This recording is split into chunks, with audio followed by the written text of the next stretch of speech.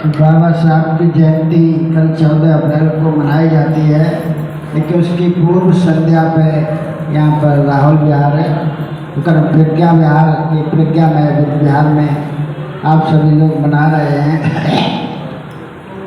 तो आज के दिन तो वक्तागण ज़्यादा होते हैं, इसलिए मैं लंबी देशना तो नहीं करूँगा, एक दो बात कह के अपनी बात खत्म करूँगा। बात उस समय की है जिस समय बाबा साहब अपनी पाठशाला में पढ़ते थे। उन बातों को मैं नहीं दोहराना चाहता कि बाबा साहब 14 अप्रैल को पैदा हुए थे, उनकी माता का नाम क्या था, पिता का नाम क्या था, ये हर साल दोहराते हैं, लोग सभी जानते हैं। कुछ ज़रूरी बातों पर चर्चा करना चाहता हूँ। तो बाबा साहब जिस समय विद्यालय में पढ़ते थे तो उस समय वहाँ कुछ अधिकारी लोग पाठशाला का मुआयना करने के लिए आने वाले।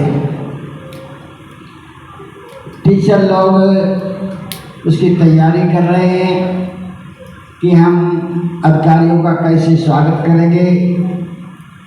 तो कुछ उनके जो चुनिंदा स्टूडेंट थे जिन पे उन्हें भरोसा था कि ये ठीक से अगर कुछ प्रश्न पूछते हैं तो उनका जवाब दे सकेंगे, उनके उन्होंने नाम लिखे।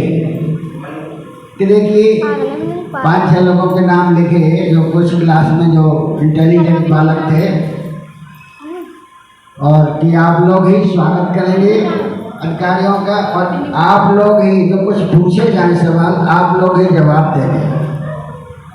वहाँ बाबा साहब भी मौजूद थे, तो उन्होंने कहा कि सर जी मेरा भी नाम लिखा मत देना, नहीं कोई अच्छा नहीं होगा। बेचारे बाबा साहब अपने सुन करके शांत रह गए। अधिकारी लोग आते हैं, जिन बालकों का चयन किया था उन लोगों से माल्यार्पण कराते हैं, क्लास में बैठते हैं। तो अधिकारी जो मुआयना करने आए थे उन्होंने कुछ सवाल किए। उस सवाल का जवाब जो चुनिंदा स्टूडेंट थे वही दे रहे थे। एक अधिकारी ने आर्किमिडीज का सिद्धांत के बारे में पूछ दिया, तो कोई भी बालक सही से जवाब नहीं दे सका। लेकिन बाबा साहब सुन रहे थे कि क्या प्रश्न पूछा गया और जवाब क्या दिया गया, सही जवाब नहीं दिया गया। तो बाबा साहब विद्यालय के बाहर के झाड़ू वाला, सफाई करने वाला सफाई कर्मचारी सफाई कर रहा था, तो झट से बाबा साहब ने झाड़ू लिया। थोड़ी देर के लिए मुझे झाड़ू दीजिए। अरे कहीं ऐसा आप क्यों कर रहे हैं, ठहरिए तो सही। और झाड़ू लेकर के वो झाड़ू लगाने लगे, और उधर से वो अधिकारी लोग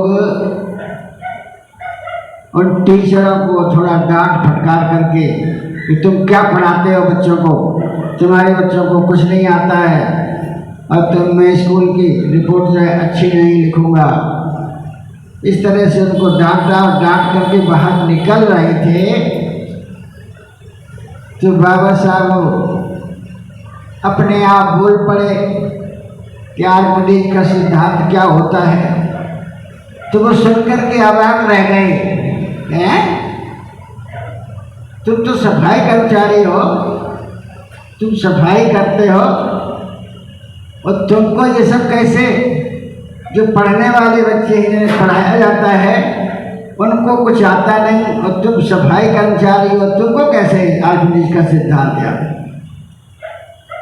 कि हमारे टीचर ठीक से समझा रहे थे बच्चों को, मैंने सुना जब पढ़ाया जाता है तो हमारे अध्यापक ठीक से पढ़ाते हैं, तो हमने याद कर लिया। अधिकारी कहते हैं कि जो क्लास में होना चाहिए शिक्षा ग्रहण करने के लिए वो तो बाहर सफाई कर रहे हैं, और जो अध्यापक विद्या जो कर रहे हैं, शिक्षा ले रहे हैं, उनको कुछ आता नहीं, उनको सफाई बाहर करना चाहिए, ऐसा कह करके वो चले जाते हैं।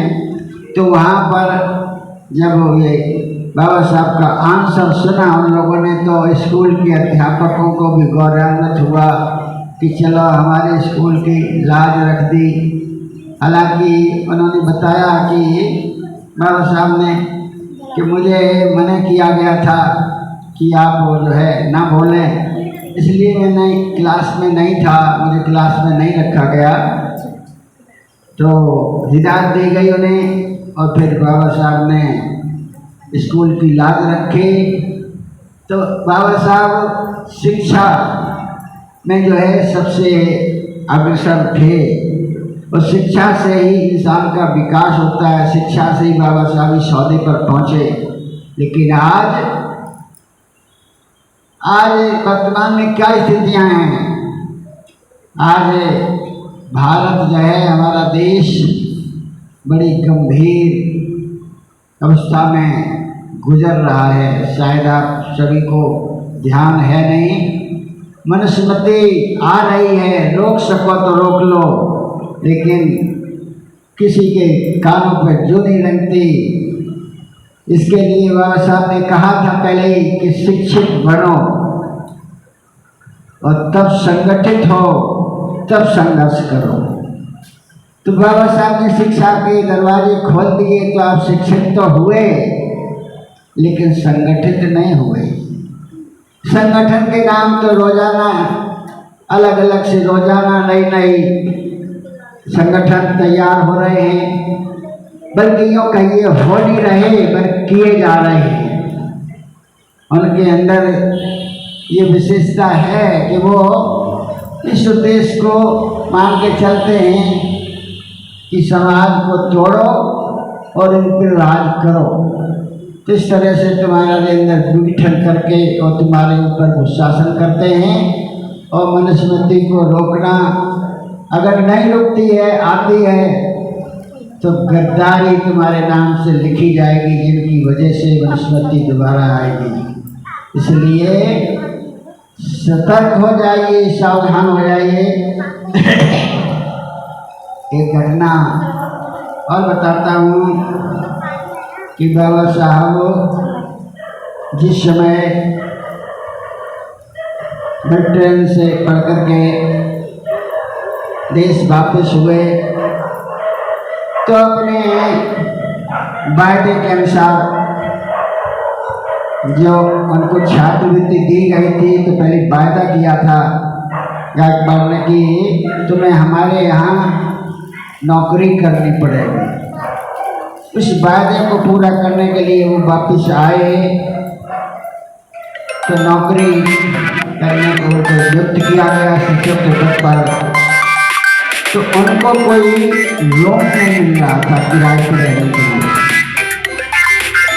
तो एक पारसी सराय थी, तो लोग नहीं समझ पाए होंगे कि ये कौन व्यक्ति है, बल्कि बाबा साहब ने छिपाया भी नहीं।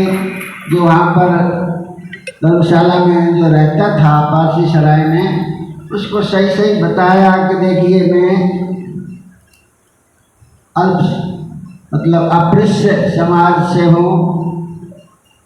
तो उसने कहा फिर हम तुम्हें नहीं रख सकते। बाबा साहब ने कुछ लालच दिया अधिक पैसे का कि वही ज़्यादा किराया ले लो, लेकिन मुझे रहना है। तो उस लालच बस उसने कहा कि अच्छा मैं रख सकता हूँ, लेकिन तुम्हें असली कौम नहीं बतानी पड़ेगी। तो उसने पारसी समाज का बताया कि यही आपको बताना है और नाम लिख लिया, लेकिन बात छिपती नहीं है, किसी तरह से बात वो खुल जाती है। तो वहाँ पर जब बात खुल जाती है तो 10-15 लोग लाठी लेकर के और पहुँचे और बाबा से बोले तेरी हिम्मत कैसे हुई यहाँ पर आने की? अभी निकल, उसका सामान निकाल के फेंकने लगी। बाबा साहब गिड़गिड़ाए कि देखो मुझे कुछ समय दो, मोहलत दो और मैं व्यवस्था कुछ करता हूँ। देखिए कि नहीं, कोई वस्तु शाम तक ही खाली होना चाहिए, नहीं सारा सामान निकाल के फेंक देंगे। बाबा साहब अपना सामान लेकर के, लोग तो कोई मिला नहीं, तो वहाँ एक बाग था, उस बाग में एक पेड़ के नीचे बाबा साहब बैठे सोच रहे कि क्या करूं। तो देखते क्या कि बाबा साहब सोचते रहे, शाम हो गई। तो बाबा साहब ने संकल्प लिया कि अब मुझे ही कुछ करना पड़ेगा, जब तक मैं अपने समाज को इस अपरिष्टता से छुटकारा नहीं दिला देता तब तक मैं चैन नहीं लूँगा। तो ऐसा संकल्प लिया। तो बाबा साहब ने वो कर दिखाया। उन हालात, उन परिस्थितियों के बीच में अकेले बाबा साहब ने देश का संविधान बनाया, जिसमें आपको स्वतंत्रता, हर तरह की आज़ादी दी।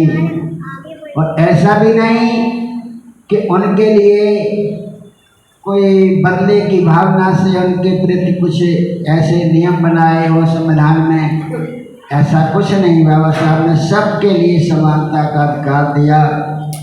लेकिन फिर भी वो लोग हमारे साथ ऐसा बर्ताव करते हैं, तो हमें खुद ही समझना है कि अधिकार जो है आज देश में, खासतौर से सारे देश में तो खैर अत्याचार जुल्म हो ही रहे, लेकिन सबसे ज़्यादा आपके उत्तर प्रदेश में जितना जुल्म, रेप, बलात्कार के केस होते हैं और उन्हीं को सम्मानित किया जाता है, इसलिए ताकि जुल्म अत्याचार बढ़े, और बढ़ रहे हैं, रोक नहीं पा रहे हैं आपको। क्यों कि मजिस्ट्रेट किसके पास जाएंगे आप? मुकदमा लेकर के मजिस्ट्रेट के पास जाएंगे, मजिस्ट्रेट सब वही बैठे हुए हैं। तो वो लोग सब देख करके हंसते भी हैं मन मन में कि देखो ये कितने लाचार हैं, हम लोग इन पे जुल्म करते हैं और हमारे पास ही ये न्याय मांगने आते हैं। तो न्याय मांगने से नहीं मिलता है, अधिकार मांगने से नहीं मिलती। भीख होता है यदि अधिकार तो मांगने से मिलता, अधिकार तो संघर्षों से मिलता है। बाबा साहब ने संघर्ष किया है तो मिला है। देखिए बाबा साहब एक बार लंदन में एक गोलमेज में भाग लेना था बाबा साहब को। इसे भाग लेने के लिए जाते हैं तो वहाँ पर अपनी बात रखते हैं, अपने अधिकारों की बात रखते हैं। तो वो अंग्रेज अधिकारी बाबा साहब से ऊंची आवाज़ में कहता है कि अम्बेडकर, तुम दलितों के अधिकारों की बात करते हो, समानता की बात करते हो कि हमें समान अधिकार दिया जाए, ये दलित हमारे बराबर बैठने योग्य, चलने योग्य हैं क्या? तो बाबा साहब ने कहा कि देखिए अधिकार कोई सचमुच यदि भीख होती तो मांगने से मिलती, अधिकार तो संघर्षों से मिलता है। हमने संघर्ष किया है और हम अपने समाज को यही बताना चाहते हैं कि देखिए हमने संघर्ष किया है तो आज यहाँ खड़े हैं। आप भी यदि भीख समझ करके मांगोगे अधिकार तो नहीं मिलेंगे, आपको भी संघर्ष करना पड़ेगा। तो समानता यदि आप चाहते हैं, स्वाभिमान चाहते हैं, तो बाबा साहब ने जो कहा है संगठित होकर के संघर्ष करो, तब तो कामयाबी मिलेगी। और यदि स्वार्थ के कारण अपने आप स्वार्थ में निहित रहोगे तो ऐसे तो पशु पक्षी भी जब लेते हैं, खाते पीते मर जाते हैं, कौन जानता है। लेकिन कोई व्यक्ति यदि समाज के लिए कुछ कर जाता है तो उनको आने वाला समाज याद करता है। तो हम आप लोगों से भी कहते हैं कि आप लोग भी इस तरह से पशु पक्षियों की तरह यदि आप जीते रहेंगे, खाते पीते मर जाएंगे तो कोई नहीं जानेगा। अपने स्वार्थ से उठ करके, अपने परिवार के स्वार्थ से उठ करके कुछ समाज के हित में सोचो और उसके लिए कुछ करो, तो आने वाला समाज आपको भी याद करेगा। इन्हीं शब्दों के साथ में अपनी समाप्त करता हूँ, क्योंकि वक्ता लोग आज बहुत हैं। आप सबका मंगल हो, आप सबका कल्याण हो।